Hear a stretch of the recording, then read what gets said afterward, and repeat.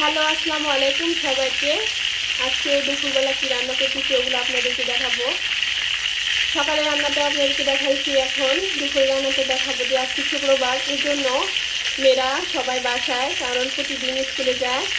আজকে বাসায় তো বলতেছে মা আজকে আমি রোস্ট খাবো, এই জন্য আমি মুরগি মাংস দিয়ে ওদেরকে কিছু রোস্ট বানিয়ে দিচ্ছি, দুপুরে খাবে। দেখেন আমি রোস্টের জন্য মাংসগুলো ভেজে নিচ্ছি। কিছু মাংস আমি রোস্টের জন্য ভেজে রেখেছি আগে, দেখেন। আর হচ্ছে আমি দেশি মুরগির তরকারি রান্না করছি বাচ্চাদের জন্য। আমি রোস্টের জন্য পেঁয়াজগুলো কুচি করে নিয়েছি, একটু পর আমি ব্লেন্ডার করে নেব। সাথে আমি কাজু বাদামও দিব বেটে রোস্টের জন্য। দেখেন আমাদের বাসায় যারা ভাড়া থাকে তারা কিভাবে খেতা সেলাই, কি সুন্দর লাগতেছে।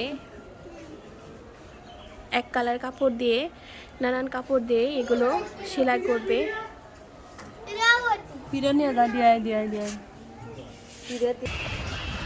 আমি আপনাদেরকে দেখাতে চেয়েছিলাম যে আমি এই রুমেও ওয়াল ক্যাবিনেট করেছি, সেটা দেখালাম।